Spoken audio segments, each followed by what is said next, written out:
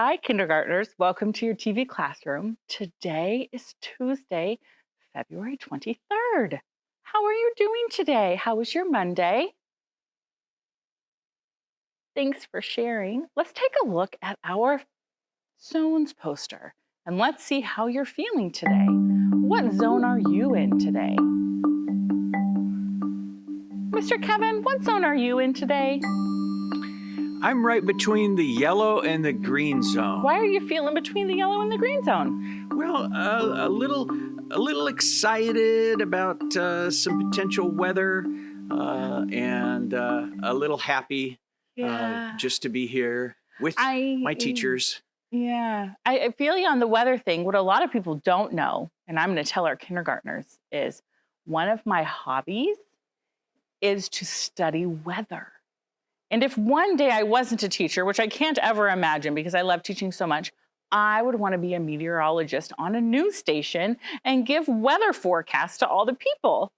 A meteorologist. I do. I want to be a meteorologist. So I have been watching because we tape these earlier than they post, friends, and it might snow this weekend. And I'm excited. And so how are you in your zone today? I'm in the blue zone, unfortunately. Yeah. My body is not feeling very good today. I'm not sick. I'm just not feeling great. So I'm just kind of there. And I've been telling other friends in their lessons that sometimes, especially when it comes to the blue zone, sometimes that's just where we are, especially if it's a blue zone because you're not feeling well. You can't always make yourself feel better if your body's hurting, or let's say you break your arm and your arm hurts and that makes you not feel well. You have to just have a sore arm, but you don't just give up and not do anything. You keep moving on and keep doing what you need to do in order to get everything done. And so I'm here and I'm happy and I'm going to move on and do my best. So if you're not perfectly in the green zone today, that's okay. Just do your best. Okay? I'm going to do my best and you're going to do your best. And we're going to have grace for each other if we make mistakes, and it's okay. So guess what day it is, though, kindergartners? It's True or False Tuesday. Woo! Time for True or False Tuesday. Here we go. Let's take a look at the first one. Is this true or false? If you have one and you don't put any more, will you still have one? True. Yay. If you have one and you put one more, will you get one? I have one and I put one more. Is that still one? False. If you have one and then you have two, is that the same as having three? 1, 2, 3. True. If you have nothing and then you have one, is that the same as having one? True. If you have nothing and you have two, is that the same as just one? False. That's two. All right, friends. Today we're learning how to connect a picture of adding to an equation. So take a look at what you see. I want you to figure out for this first group, and I'm going to put a line right here where they separate, which sentence matches. 1 and 2, 2 and 2, 3 and 2, 4 and 2. Well, I don't see one that matches there. Do you see one that matches there, Mr. Kevin? I do not. I don't. No. Which one? What would we write for this one? 1 and 3. So there's no matches for that one. What about this next one? Here's where it separates. Let's see if any of these match. 1 and 2. No. 2 and 2. No. 3 and 2? Mm-hmm. Well, it's 2 and 3, but we can just flip them around and say 3 and 2. 3 and 2? Or 4 and 2? No. This is the closest one. This is 2, and this is 3. You could say 2 and 3, or we could flip it around and say 3 and 2, and it's the same amount. I'm going to build this on my whiteboard. Mr. Kevin, can you show my whiteboard? Coming right up. Look right here. What do you see? It says this.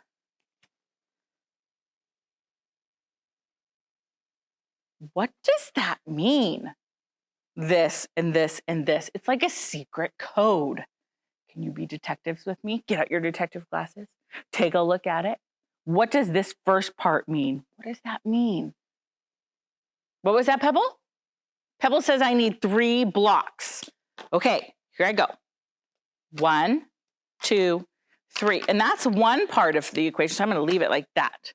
Okay, and then what's that thing? Friends at home, help me. Tell your learning buddy, what's that thing mean? Are we going to put together or take apart? We're going to put together. So I'm going to add some more to my whiteboard. I'm not going to take any off. I'm going to put some on. And the next number tells me how many. How many? What's that number mean? Just 1. So what do I have to do, Mabel? Put 1 more block on. Okay. I did it. 3 plus 1. And now over here on the other side, they're all squished together. So I'm going to squish them together. And what do I get? How many blocks? 1, 2, 3, 4. Which picture matches my equation, 3 plus 1? Which one matches? Which one has the same total? Well, let's look. How many blocks are here? 1, 2, 3. 1, 2, 3, 4. 1, 2, 3, 4, 5. Which one matches what we did here or what's here in the picture? How many blocks are there? There's 4. So this is the one that matches. That's so awesome. Let's look at the next problem. You ready? Oh, can we do the whole PowerPoint, please, Mr. Kevin? So we have to find the total number of cubes in each picture and then match it to the equation that matches the picture. So we're looking for the 2 parts and the total that matches. Now, here we go. We're going to start from the top and go to the bottom. What do you see up here in this picture? What do we have? We have 3. And what's this? We have 1. What is 3 and 1 more? How many blocks altogether? Everyone say 3, 4. Do that with me. 3, 4. Which equation shows 3 plus 1 equals 4? 2 plus 2 equals 4? 1 plus 2 equals 3? 3 plus 1 equals 4. We found it. Match. Okay, let's look at the next one. How many are here? 1, 2. How many are here? 1, 2. How many altogether? 2, 3, 4. What would the equation be? What would we say? 2 plus 2 makes 4. Okay, here we go. 2 plus 2 makes 4, or equals 4, or is the same as 4. We found it on our first try. Okay, let's look at the bottom one. How many cubes are first? 1. How many cubes are next? 2. How many cubes in all? 2, 3. 1 plus 2 is the same as 3. Say it with me. 1 plus 2 is the same as 3. Okay, here we go. We're going to start at the top again. 2 plus 2 is the same as 4. Nope. 1 plus 2 is the same as 3. We found it. Now you're going to use your counters. And I'm going to give you probably about 30 seconds to show me with counters this equation. Let's see if you can do it. You give it a try, and then I will show you. If you don't have counters, you can draw circles to show.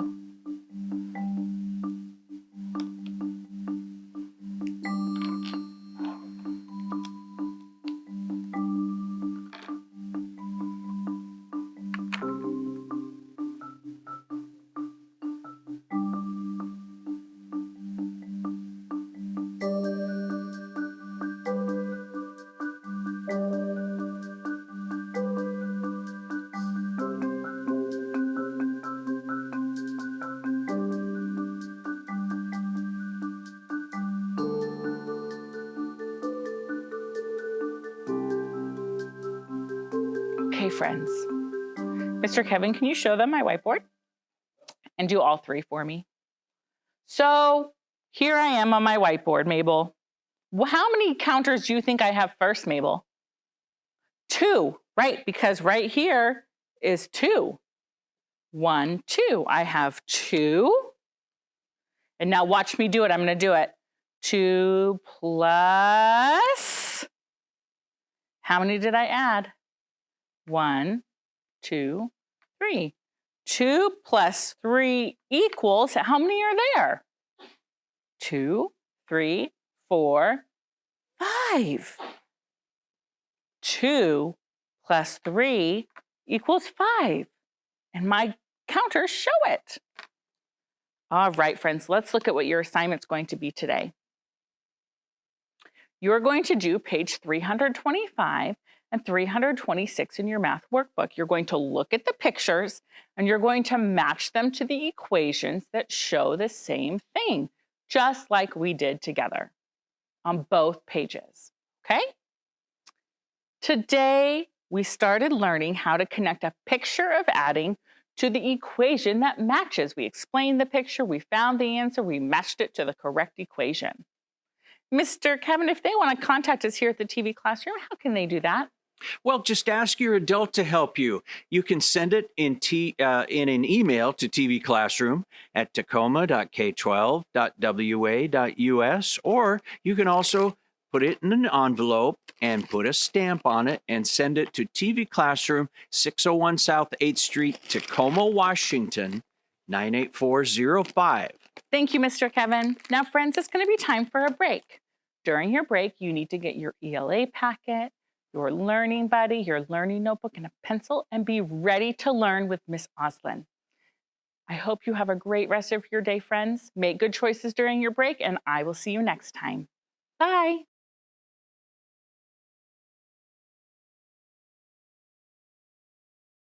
Hello, my name is Denise, and I'm a violinist with the Northwest Sinfonietta.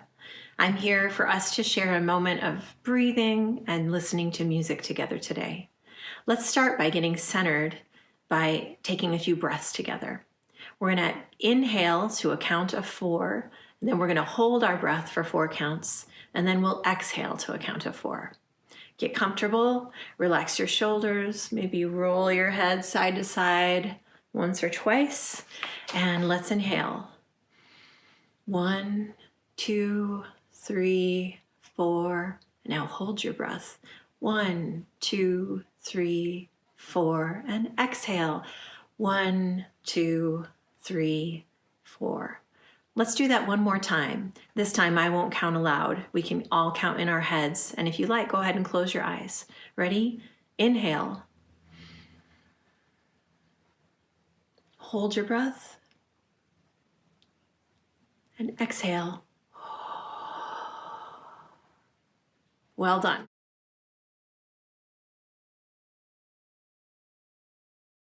I'm going to play a piece called Fairy Tales for you by the composer Ignatius Sancho. He lived from 1729 to 1780. If you think of fairy tales, what comes to your mind? Maybe magical creatures or talking animals or kids off having adventures. What feelings get stirred up in you by those stories? And how would you express those feelings in music? Do you think the music would be slow and quiet with long singing tones? Or maybe it would be light and fast, like sounds of laughter and dancing. Listen to this piece and notice what kind of feeling Ignatius Sancho expresses with his music.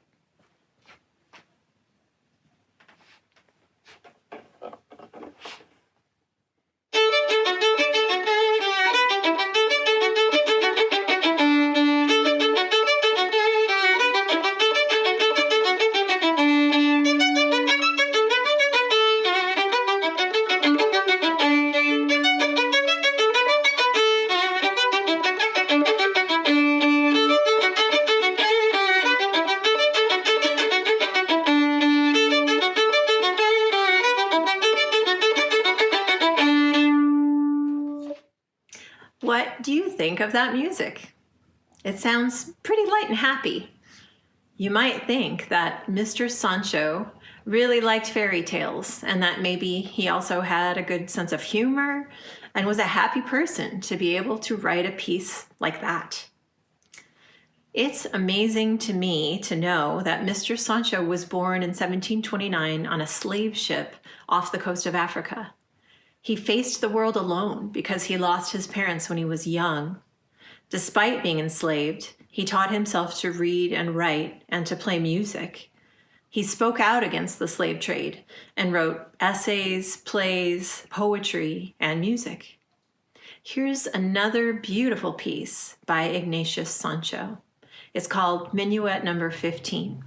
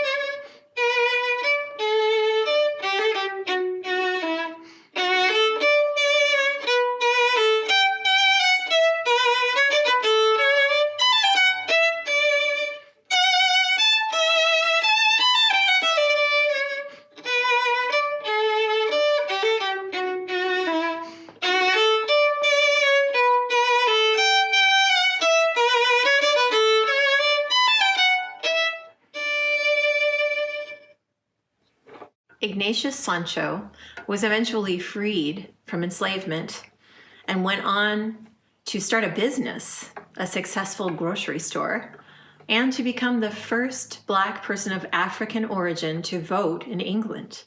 He was also the first Black composer to have his music published.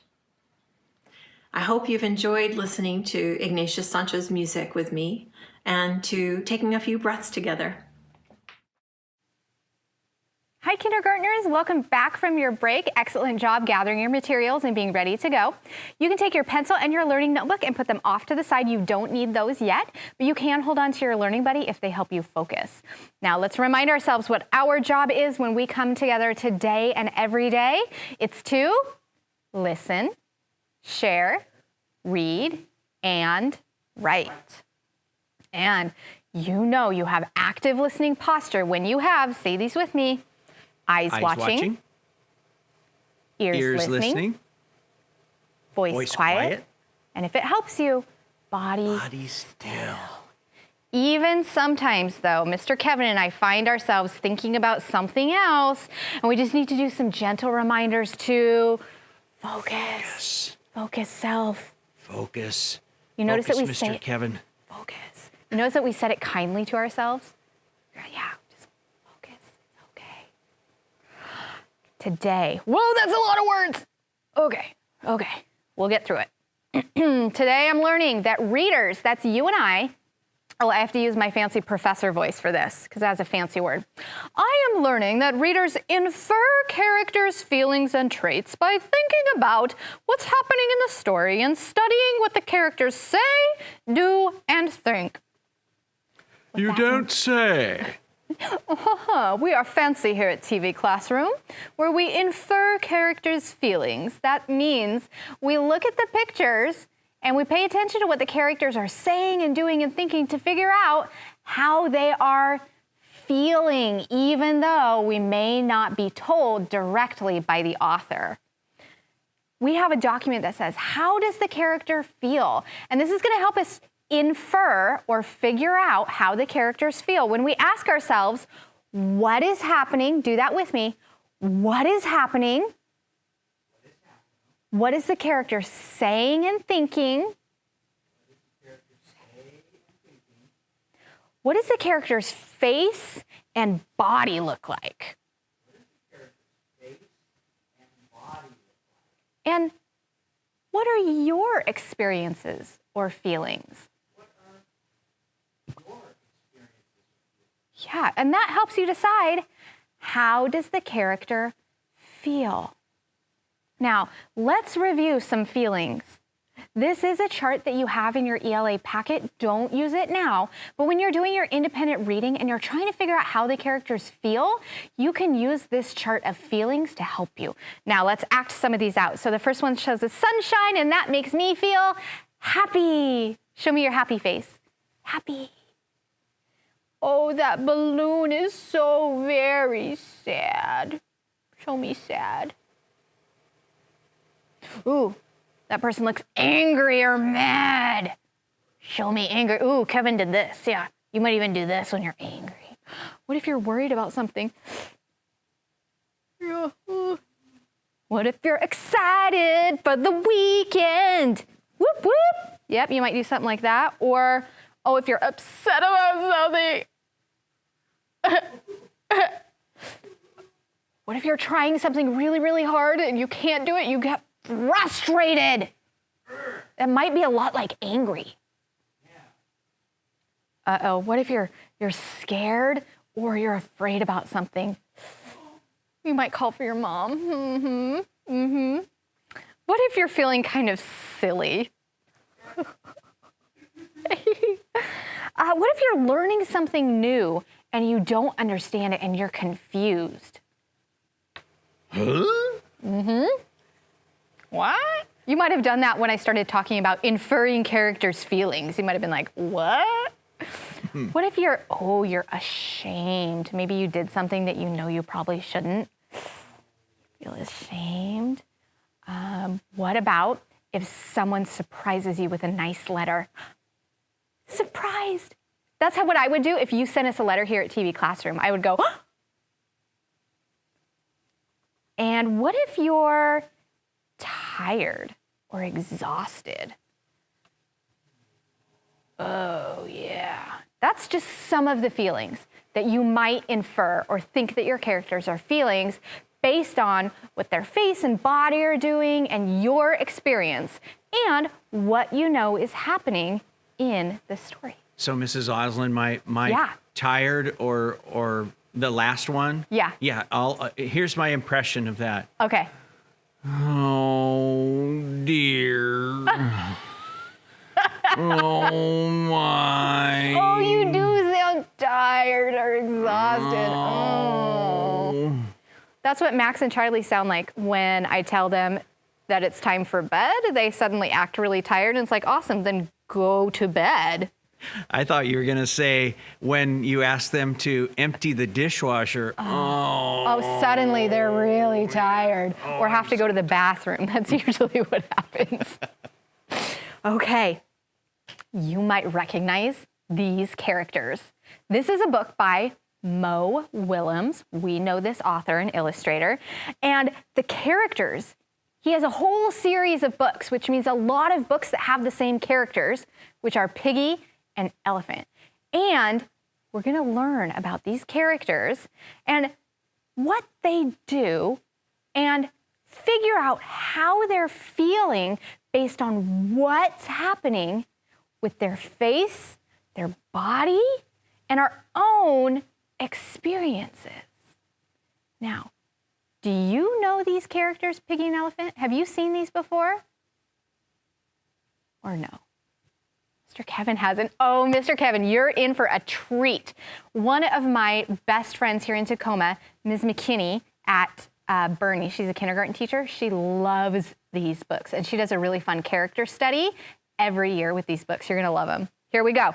Pay close attention to Gerald the elephant and Piggy. The story is, I broke my trunk.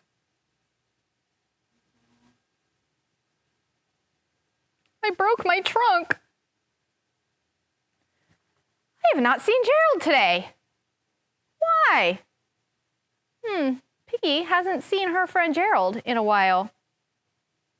I notice how her face is kind of looking up and she's kind of going, she might be confused or curious. Gerald! What happened to your trunk? Okay, so Gerald has just shown up. Do you notice what Gerald has on his trunk? A bandage. Piggy's shouting his name. Look at Piggy's face in that first one. And in the second one. How do you think she feels? Think about that Gerald has a bandage on his trunk. They're friends. Use your own experiences. Look at their face and think about what's happening in the story.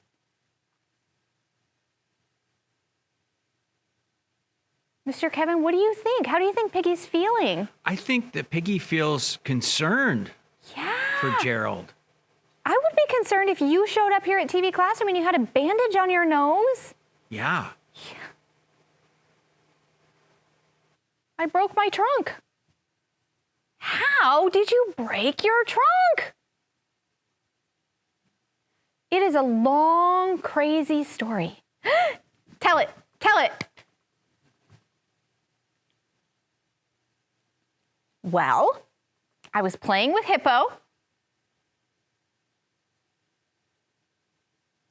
Then I had an idea. I wanted to lift Hippo onto my trunk. Why?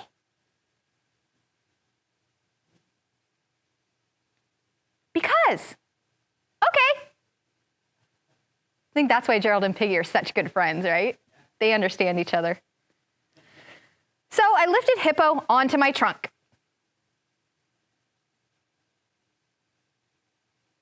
But a hippo on your trunk is very heavy.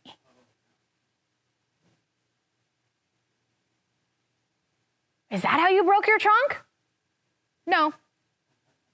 There is more to my story.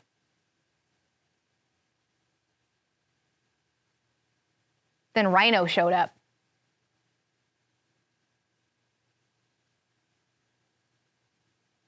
Rhino wanted a turn. What did you do? Okay, how do you think Gerald and Piggy are feeling on these pages, and how can you tell? Think about your own experiences, their face, and their body.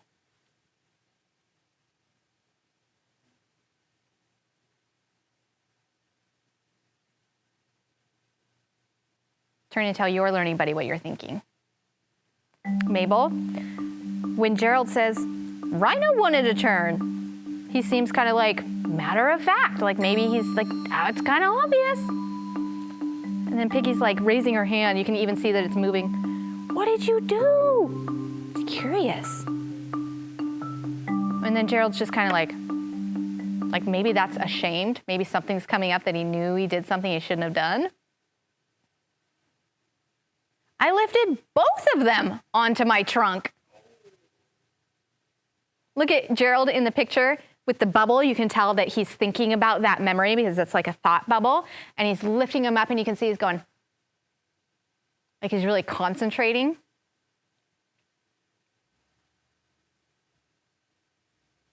But a hippo and a rhino on your trunk are very heavy. Okay, let's pay attention to what our character is saying and doing. How do we think Gerald is feeling in those pictures?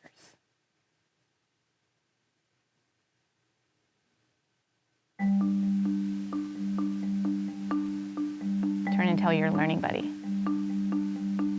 Well, in the thought bubble, Gerald has really big eyes and is kind of going like this. He's really worried or scared about what's about to happen. And he even has sweat. Now, if I were lifting a hippo and a rhino, I'm using my own experiences now, or what I would think it would be like, I would be very, very scared. Is that how you broke your trunk? No, there is more to my story. Look at Piggy in that second picture with the lines in one eye, like, where is this going? A big sister. Oh, who is that? You think that's Hippo's big sister? Did she want to turn too? Yes. Oh no, Piggy's now covering her face, like, where is this going? Oh. She also wanted to play her piano. Two hippos, one rhino, and a piano on your trunk are very, very heavy. Okay, think about what our characters are saying and doing and thinking. What do you think the characters' faces are showing you that they are feeling? You're going to infer or see if you can figure out how they're feeling. Take some think time.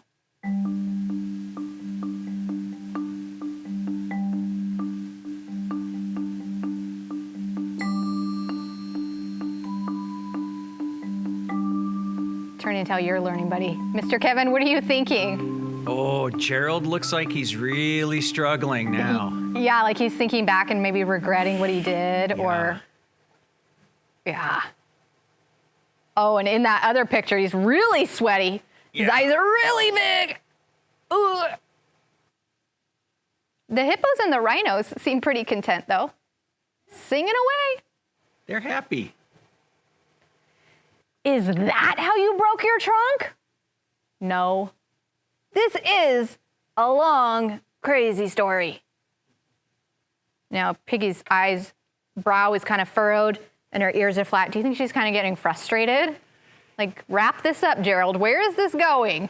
I also noticed she's looking at us. She's looking at, oh.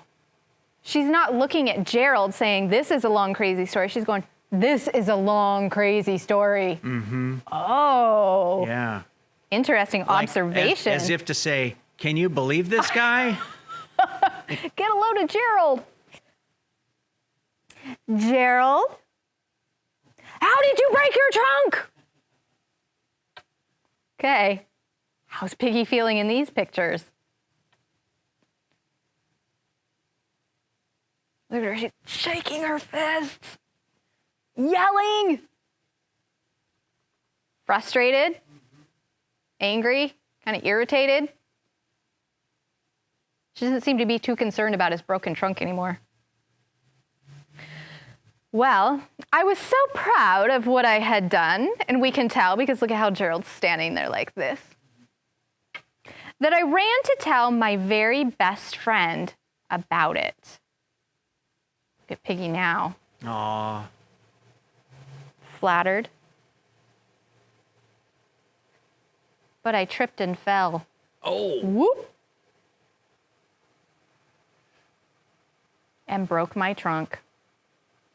You broke your trunk running to tell me your story? Look at Gerald. Pink cheeks. How do you think Gerald's feeling? A little embarrassed? A little embarrassed, maybe. That is a crazy story. That is a funny story. I want to tell someone your crazy story. Whoop. Uh-oh. Uh-oh.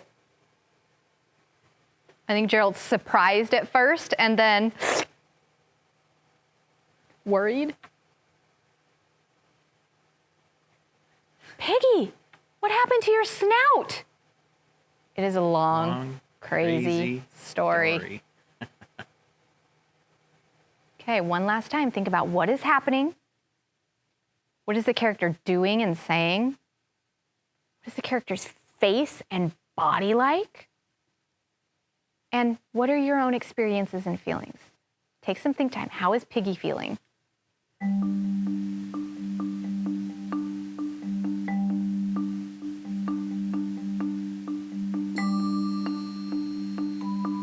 Turn and tell your learning buddy how the character is feeling and how you know. Mabel, Piggy's brow is furrowed, it's just kind of flat. Her ears are back. She's just kind of like, it is a long, crazy story. That makes me think that maybe a little embarrassed, maybe a little irritated with herself, maybe a little frustrated. Now, we used this chart, how does the character feel, to think about what is happening, what the character says and thinks, what the character's face and body looks like, and our own experiences to decide how does the character feel. We inferred because Mo Willems didn't tell us all the time. And we used our feelings chart to help us. We thought about how our characters feel things just like you and I. And we used our own experiences to help us infer what our characters might be feeling. Let's look at all those words again. I am learning readers infer characters' feelings and traits by thinking about what is happening in the story and studying what the characters say, do, and think. Yes, indubitably. We are fancy readers here in kindergarten, where we try to figure out how the characters are feeling based on what's happening in the story, what the characters say, do, and think. And that's what your job is during your independent reading time. You're going to look at your characters.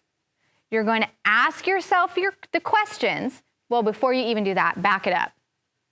You need to find your independent workspace, get your independent work texts, right? At least 4 or 5, so you can read for a long period of time.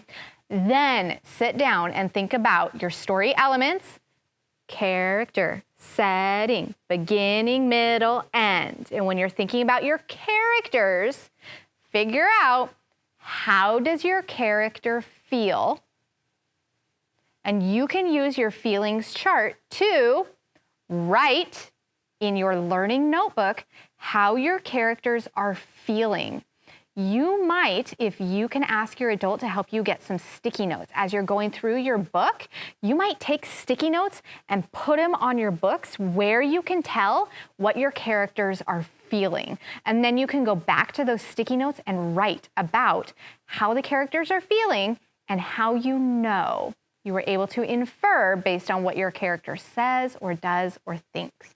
Then you can send us your writing here at TV Classroom. And Mr. Kevin's going to tell you all about how to get us your writing, showing us how fancy you are that you were able to infer what your characters are feeling. Yes. Students, you may send your stories to TV Classroom at tacoma.k12.wa.us.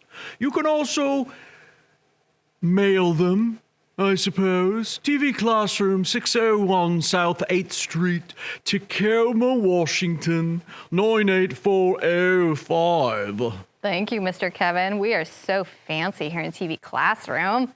Kindergartners, this is a time for our affirmation. This is when we say positive things about ourselves before we go off to do that important thinking. And today I want you to remind yourself is, I can think important thoughts.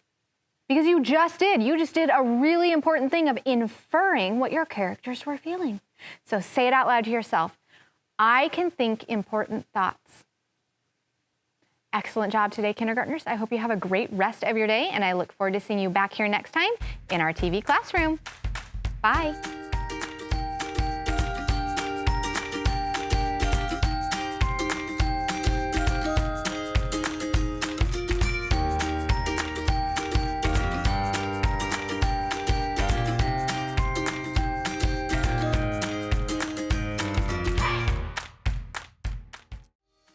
Hey kids, we want to see your work. Just send your pictures and your stories to TV Classroom. 601 South 8th Street, Tacoma, Washington, 98405.